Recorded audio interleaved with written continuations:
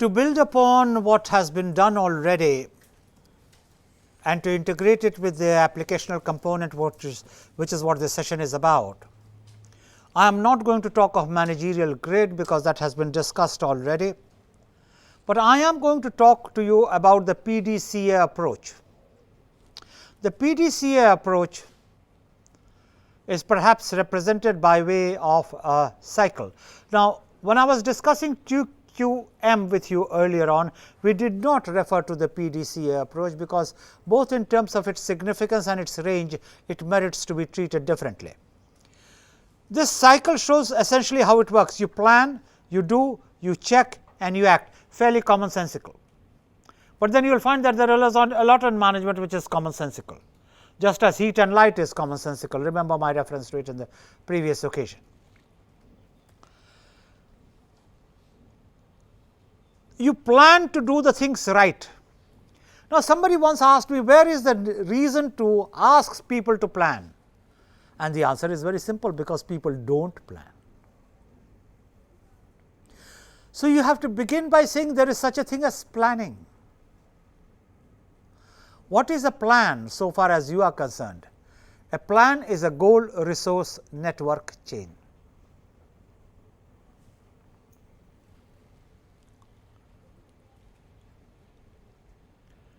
If you want to get somewhere, and that is the quickest example which comes to my mind, you have to look at what is the time you have, what is the vehicle you have, what is the kind of road you have, and you put it all together and you create an estimate. That is planning. It does not mean that your plan will work out to a T.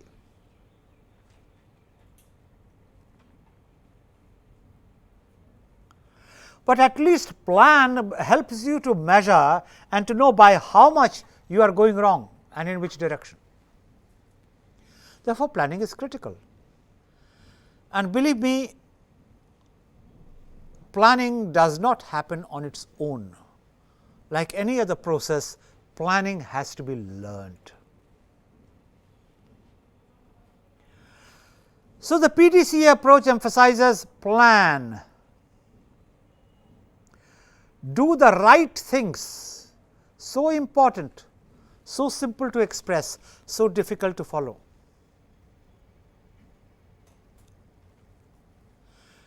Even more important than doing things right is the act of doing the right things. The reason? If you are not doing the right things, your energies are going elsewhere. Sorry. When you do plan, you take a long range view. You are not guided by the whim and the fantasy of the moment. You are not only looking at 1 year, you are not only looking at 2 years, you are looking at 10 years, you are looking at 20 years. Whether you like it or not, certain segments of your life are learning platforms. If you are not learning at the age of 19, 20, 21, 22, you will never learn, because you will never get full time learning opportunity. And if while you are supposed to learn, you believe you are enjoying life, then again be prepared to pay for it. So, the long and short of it is, do the right things. This applies to issues of life skills, this applies to issues of professional skills, this applies to issues of just about any kind of learning which you can talk about. Then the question of how, which is the doing part, there it is said, do the things right. Because if you do a thing which is right, you might as well do it right. Because if you are not doing it right, the returns will not come. And then comes the question of excellence. And remember, excellence is not just standards. You have to go far beyond excellence to catch attention. You really have to be outstanding. Mediocrity never got recognition. Mediocrity will get you survival. And like everything else, one of the biggest resources is the finance, the cost budget and the focus. Then the question of ACT, which is continuous improvement. No matter what you are doing, no matter how you are doing, it can be done better. So, you have to be a learning person if you want to be a growing person, and you have to be a growing person if you want to be a successful person. And believe me, there is no substitute to this and there are no exceptions to this. This again is one of those claptrap management situations. Who has not been told in early childhood by elders, speak the truth? Does anyone learn it? Even a thief wants his progeny, his child, to stay straight. At least I have never heard of dynastic thieves who say, we have always lived by stealing and you, my child, should learn how to steal, because this is in what family has always excelled.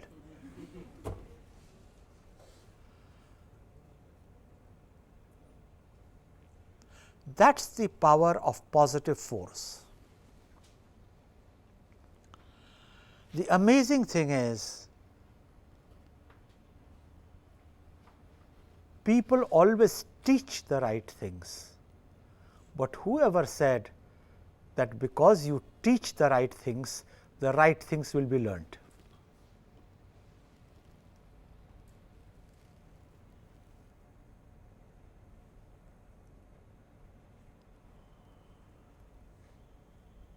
If you look at the life history of any of the great thinkers, philosophers, religious leaders, social leaders, after all, if man is a thinking animal, thinking competency is the rarest of it all.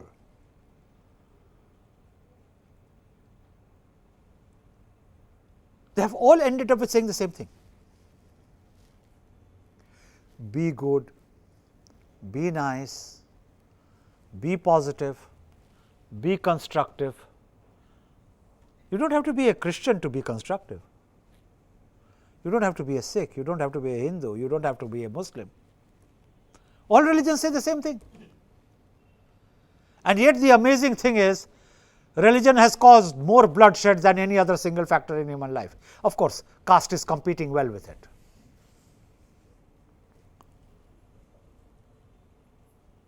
Who has learnt? Since time immemorial, it is said, violence never solves a problem. Violence only perpetrates itself. You may win a battle, you will never win a war. Has that prevented people from going to war?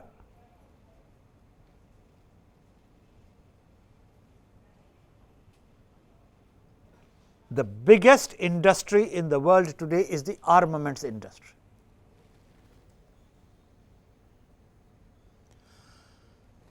Just manufacturing weapons of destruction, and nations who are on the verge of starving spend more than 50% of their budget buying arms. And yet every son of a woman or every child of a woman knows violence does not solve a problem. Who called man a learning animal? The PDA cycle therefore again makes a lot of glib assumptions like empowerment, devolution. We have talked of all that. This is at the best an idealistic model. Act for continuous improvement. Who believes in continuous improvement? Tell me. They all pretend that they do.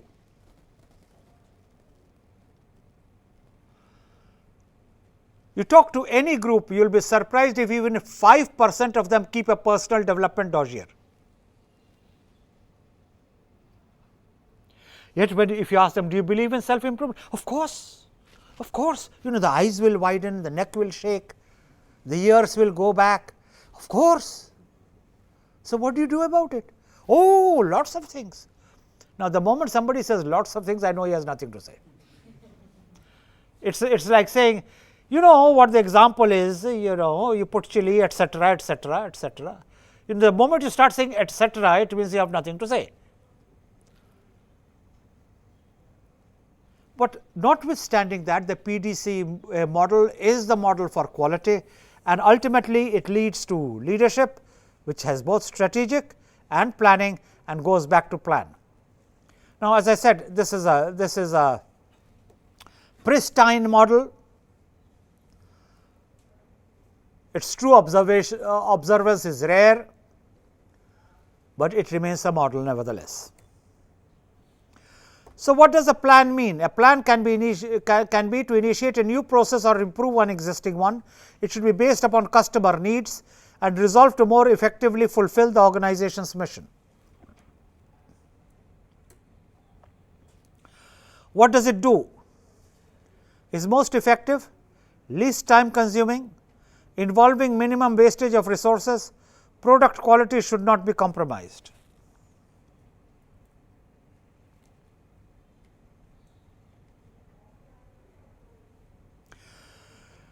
When you recheck your action, what do you check for?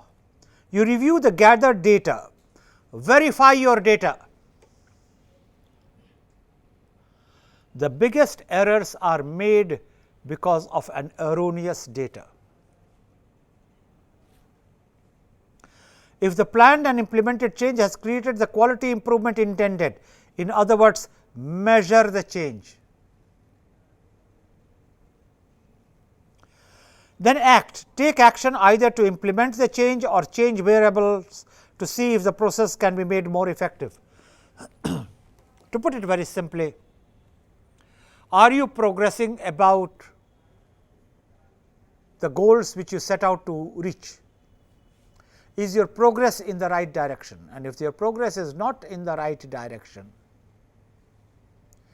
go back to reviewing it.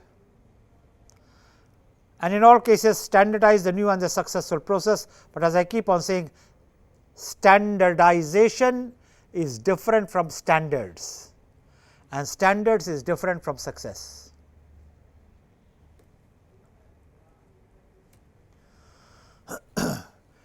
Talking of quality movement, another person who played a very key role in it, almost generated a movement, is Deming.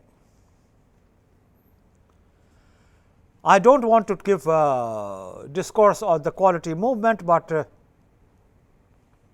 while talking of intervention strategies and stabilization of change, you can't but talk of quality movement. I had talked of different components of quality movement in the preceding session. I am merely taking that forward in talking of the quality movement by bringing in the name of Deming. And he said, create constancy of purpose towards improvement of product and services. They all say the same thing. Transparency, credibility, constancy, persistence, it does not change. Some talk of 14 principles, some talk of 3 principles, some talk of 5 principles, the core remains the same.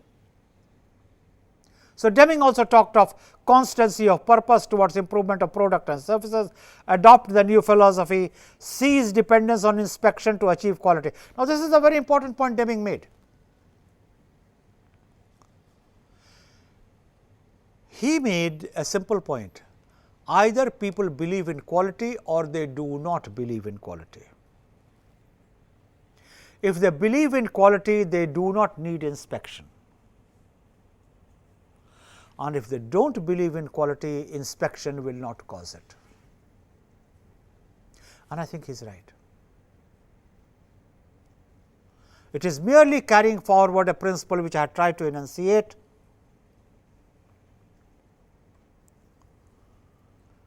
You will improve only if you want to improve. Harangue never improved anyone, which is while dealing with adults, I just leave them to follow what they think is right, and my standard response always is, bless you. May you get what you deserve. So, Deming was saying the same thing. An organization which requires inspection won't be able to achieve quality, because then all the energy will be put on applying your intelligence to beat inspection standards.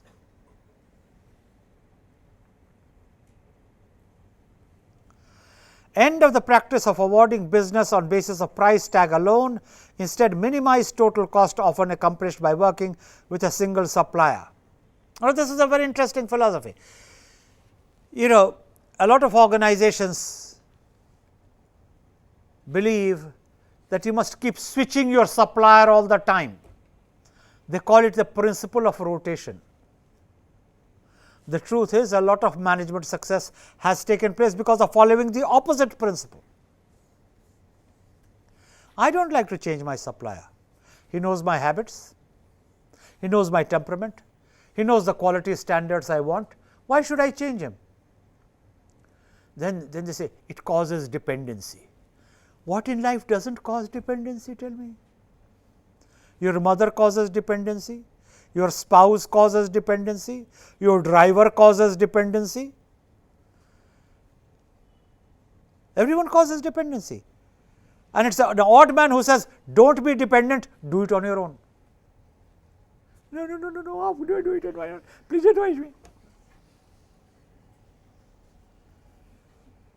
All the pretensions to be adult and all the incompetencies to be an adult is one of the many contradictions life has yet to resolve.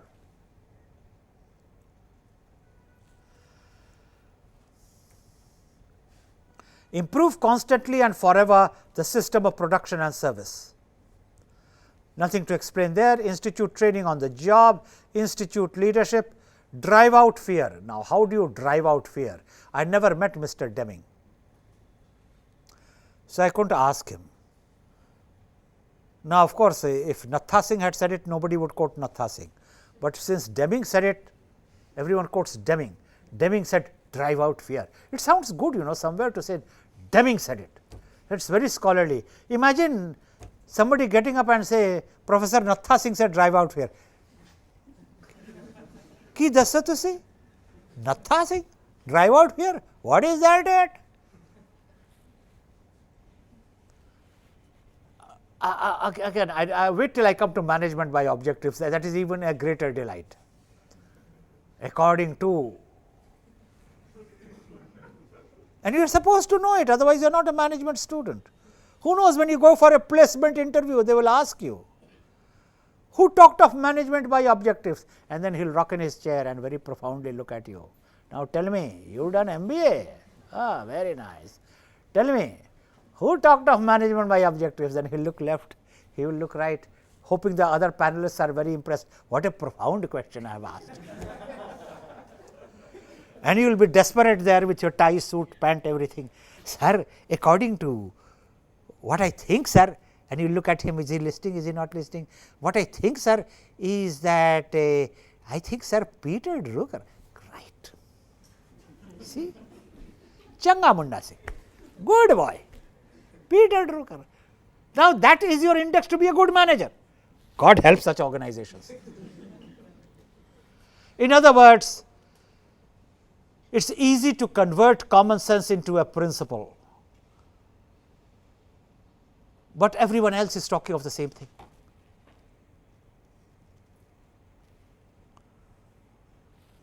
Break down the barriers between departments, he said, and that makes sense. That's one of his contributions. He says, don't run an organization on the departmental basis, focus them on products. Eliminate slogans. A lot of quality movement is just slogans. You know, go to any shop floor.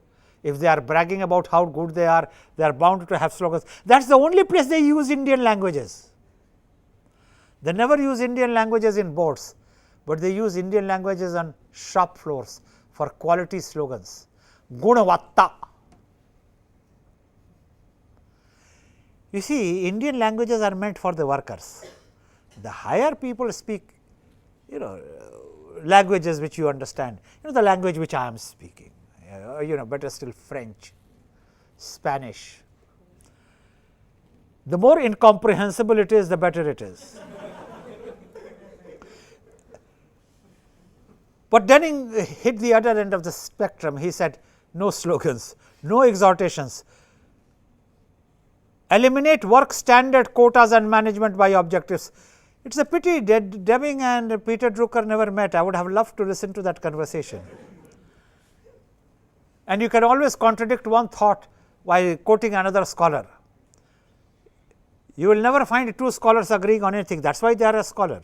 Now, who is a scholar? Who takes what is simple and well understood by everyone to something so abstruse that nobody understands. Once you have achieved that, then you have become a scholar. Remove barriers that job workers, engineers and managers of the right and pride of workmanship. In other words, everyone must have pride of workmanship, whether you are a worker, engineer or a manager, and there I think Deming is right. Institute a vigorous program of education and self-improvement. Put everybody in the company to work to accomplish transformation. I don't know how he would do that, but according to Deming Saab, everyone should be put to work to accomplish the transformation. What are the tools of TQM? We have discussed all this. I am not going to spend time on it again. I am going to move on to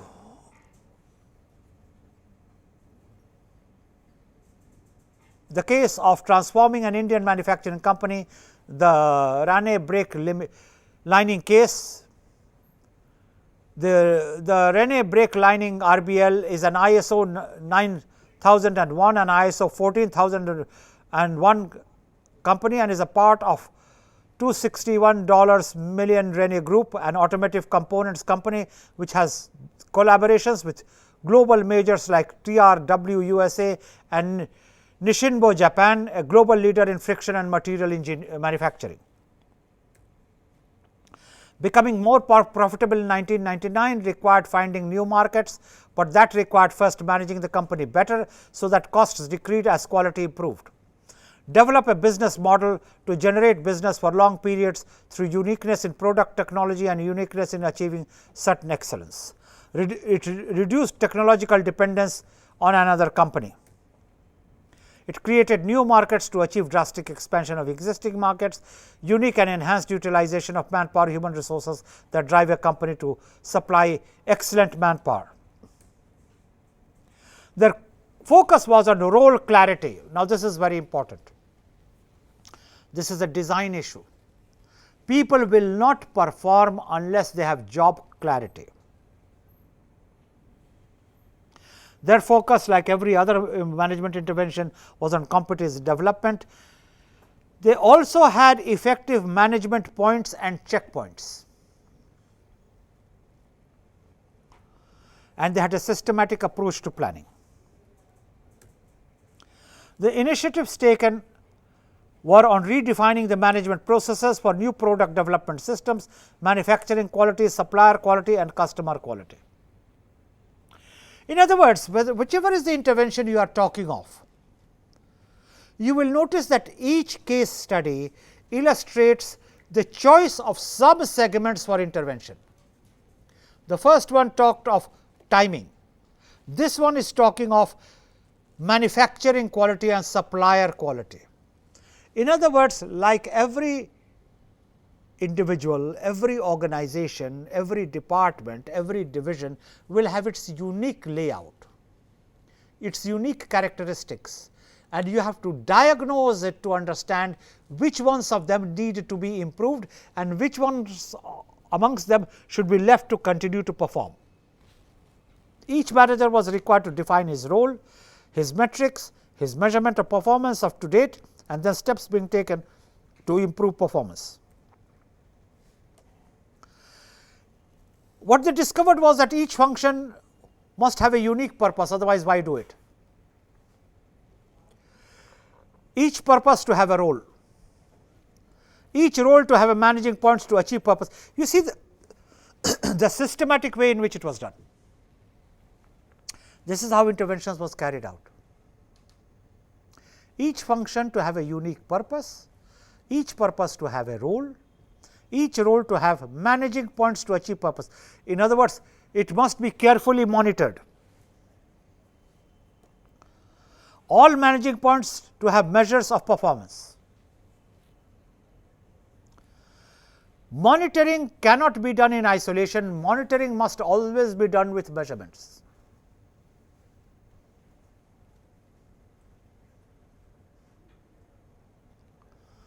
Monitoring must always be done for a feedback on whether the goals and the purposes were being achieved or not. Now, creating that kind of an approach to intervention is the heart of the application of intervention strategies.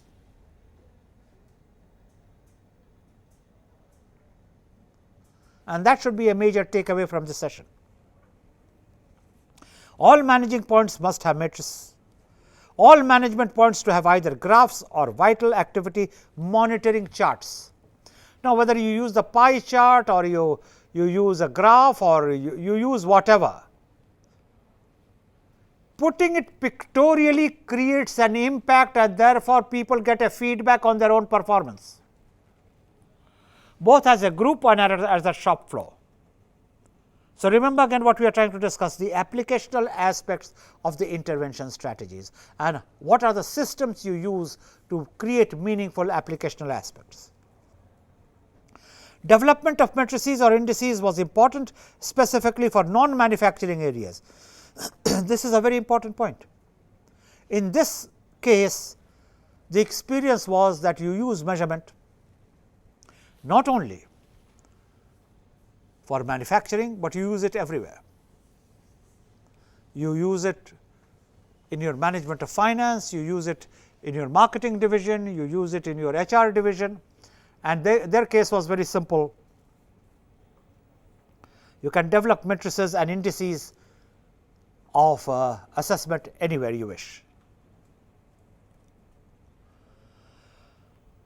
So, what was the result of the TQM implementation? The customer line rejections dropped from, you can see the measurements.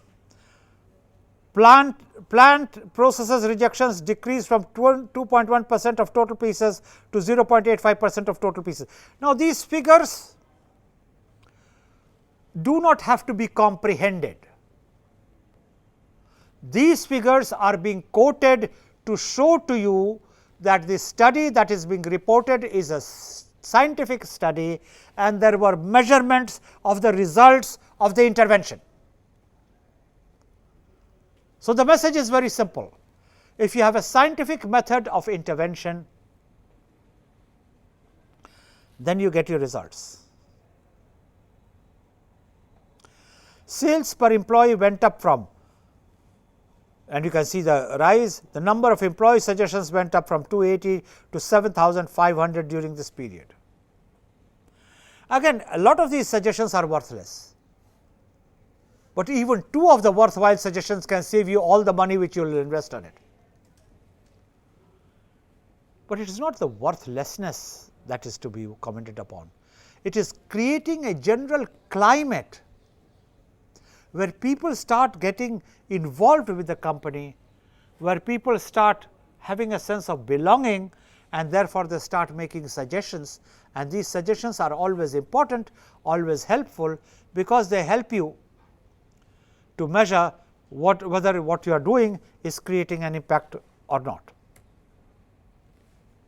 The key benefit was the continual improvement potential unleashed by TQM. RBL today is number 1 frictional material manufacturer in India. They supply to Tata Motors, Maruti Suzuki, General Motors, Mahindra and Mahindra, and also to Indian Railways and the Sri Lankan Railways. We get to the study of management by objectives. Management by objectives, therefore, is the wrap up for all that we have been doing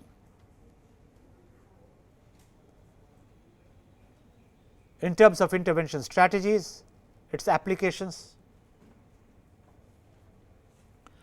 and how it is put on the ground.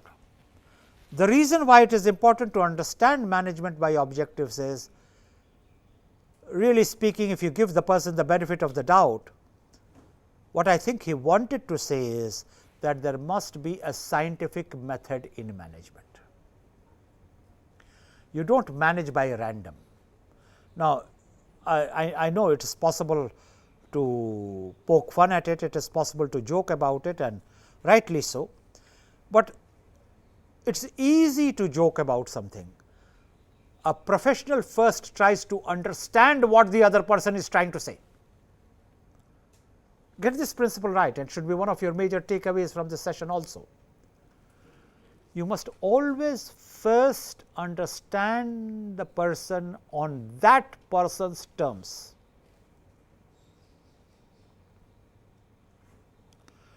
Before you sit on judgment, you must be asking yourself, what is he trying to say?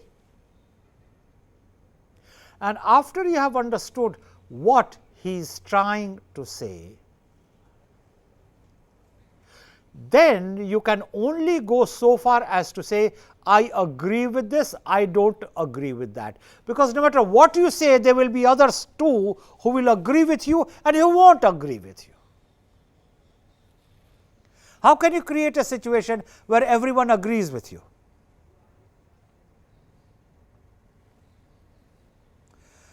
That is impossible to achieve.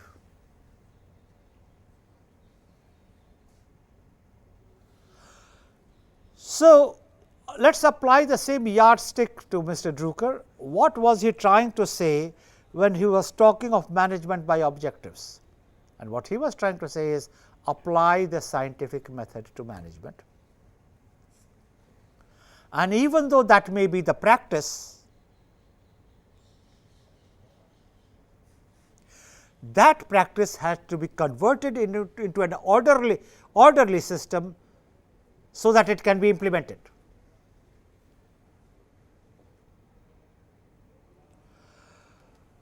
So, he talked of the activity trap, he talked of the basic idea, he talked of how anything will have many usages, and he talked of the relevance as an intervention technique.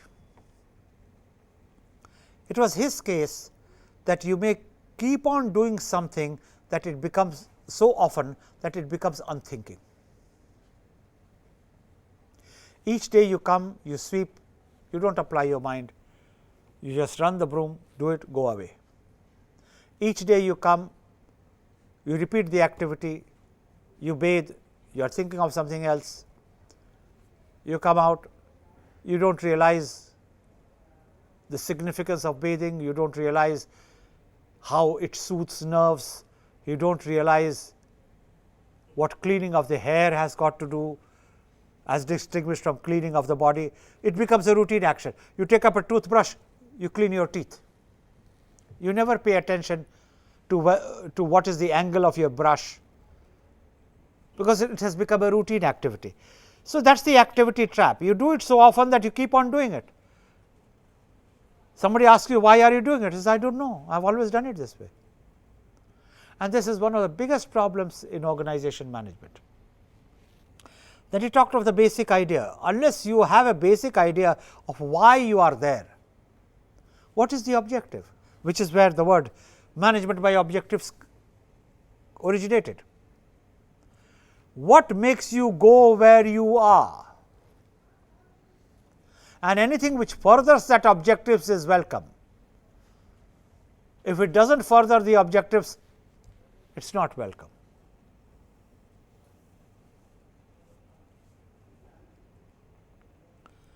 You have universities who run MBA programs to make you job ready.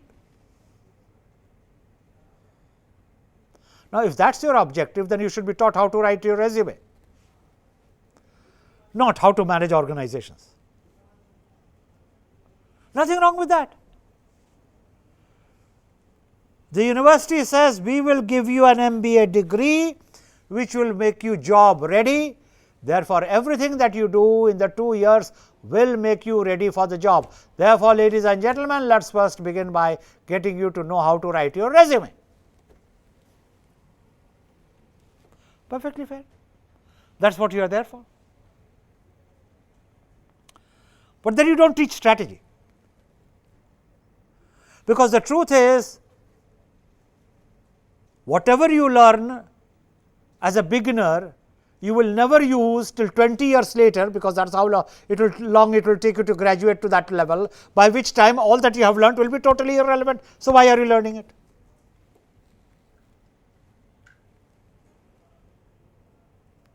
It has to do with the philosophy of education which underpins any degree.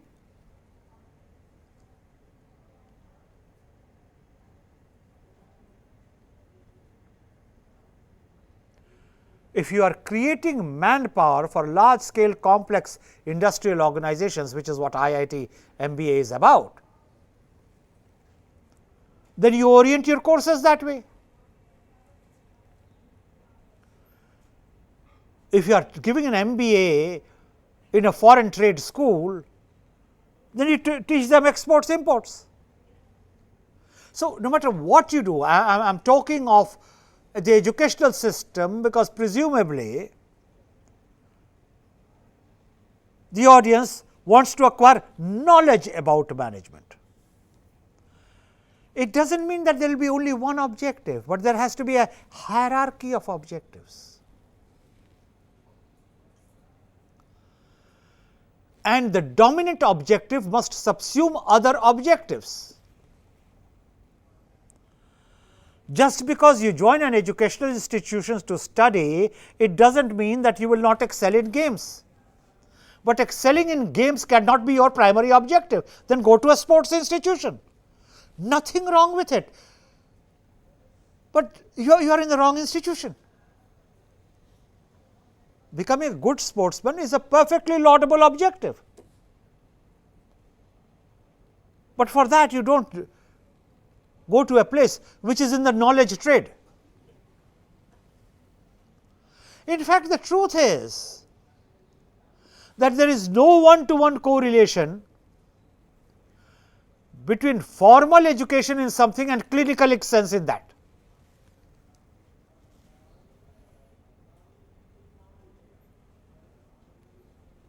There are any number of practitioners of Indian healthcare systems who are very effective, and mind you, they are not quacks, and who have learned the traditional systems of medicine through observation and family tradition.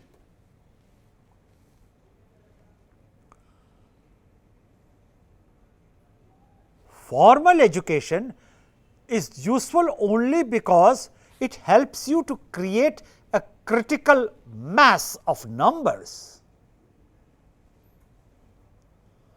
and it is important because it creates predictive validity. But the formal system of education need not necessarily be the only route of education. And I do not want to generate a debate on which is the better route for education. My purpose is something totally different.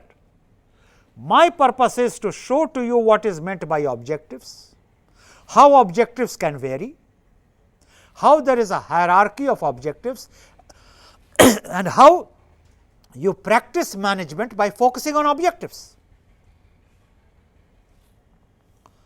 So, that is the basic idea. And then Peter Drucker also talked of everything has many usages, and therefore, you have to understand use of management by objectives as an intervention technique. You abandon every other approach to management and you say, I will work only by management objectives. So, the first and the only question you ask, why am I here?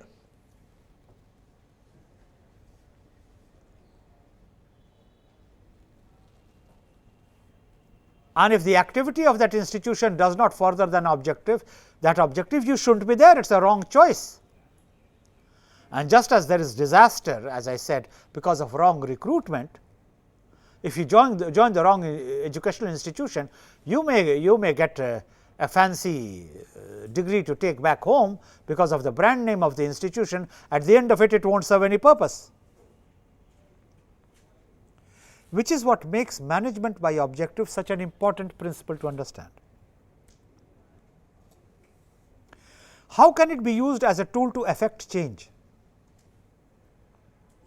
Because remember, we are still on the topic of management interventions, and we are about to wrap up this whole discussion, which has gone on for over 5 hours of interaction, by highlighting what it should conclude by management by objectives.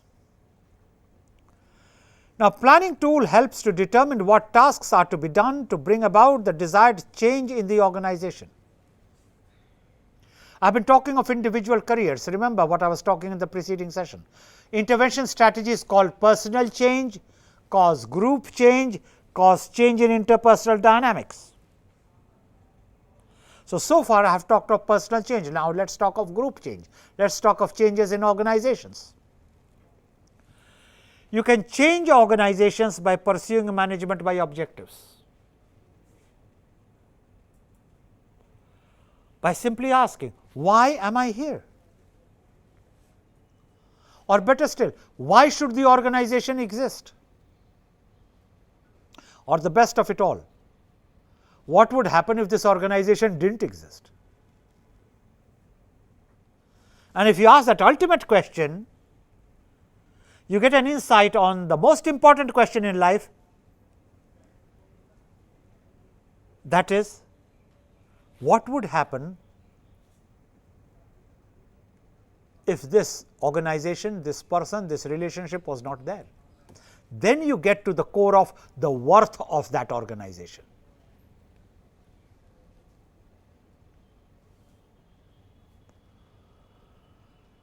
If you want to change an organization, then what are the questions you ask?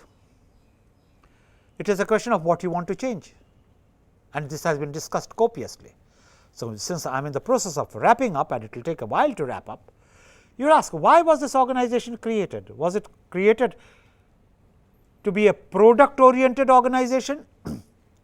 What was, for example, Steel Authority of India, why was it created? It was created to manufacture steel.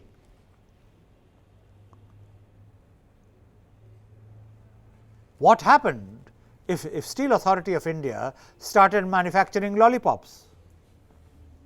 Could probably do it very well, but that is not why it was created. So, you create a change to make a better steel producing organization, management by objectives. On the other hand, a group of people may get together to invest, not because they are interested in that product,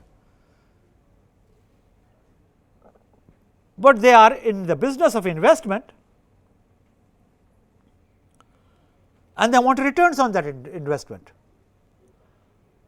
One of the major financial investors is Wilbur Ross. He invested N million dollars in SpiceJet, stayed there for N number of years, sold it off, made good money. You can't hold it against him. He was never interested in aviation. If he had the opportunity, he would invest just as much in shipping or textiles, which he has done. So, it does not matter to him. You tell him where money is to be made, he will make that money. And people create organizations for this. Toyota started as a textile manufacturing concern. Over a period of time, Toyota has moved away. totally from textiles. In fact, not many Toyota employees even know that it was a textile manufacturing concern, and it is now in the business of cars. Because people who created the organization wanted to create an organization which was not product driven, but was purpose driven. What was the purpose? To make money. And if the purpose was to make money, how does it matter whether I am manufacturing textiles, or I am manufacturing cars, or I am manufacturing lollipops?